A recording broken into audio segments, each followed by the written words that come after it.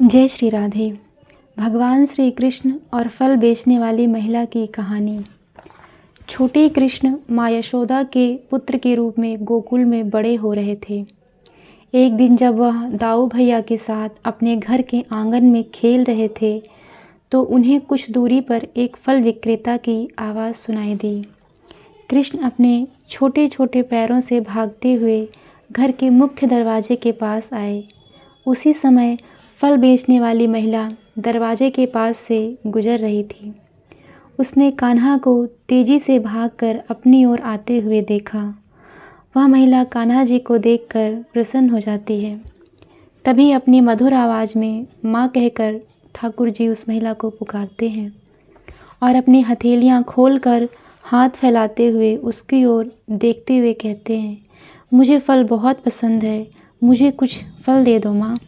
महिला मुस्कुराई और बोली, निश्चित रूप से मैं तुम्हें फल दूंगी बेटा, लेकिन तुम्हें इन फलों को खरीदना होगा।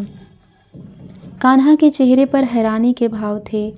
वह यह समझने के लिए बहुत छोटे थे कि कुछ खरीदने का मतलब क्या होता है।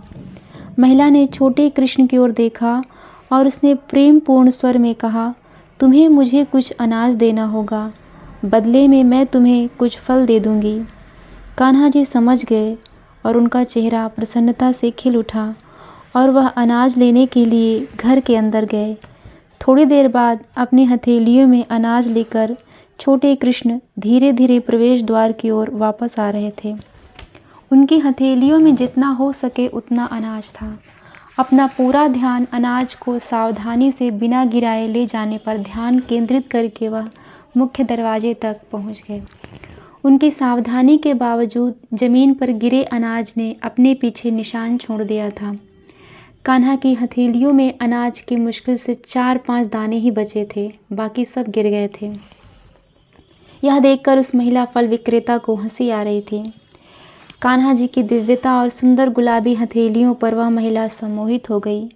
उस महिला को ठाकुर जी की हथेलियाँ किसी खिले हुए कमल सी लग रही थी। अपनी टोकरी में अनाज को एक पत्ते पर सावधानी से रखते हुए उसने कृष्ण की हथेलियों को सबसे अच्छे फलों से भर दिया, जितना उनकी हथेलियों में आ सकता था। फल मिलते ही कान्हा जी का चेहरा प्रसन्नता से खिल उठा। उन्होंने महिला की ओर देखकर एक प्यारी सी मुस्कान बिखेरी और फल खाने के लिए उत्सुकता से घर के अंदर चले गए। सारे फल बेचकर वह महिला घर पहुंची तो अचानक उसे एहसास हुआ कि उसके सिर पर रखी टोकरी भारी लग रही है। हैरान होकर उसने टोकरी नीचे रख दी। तभी वह आश्चर्यचकित हो जाती है।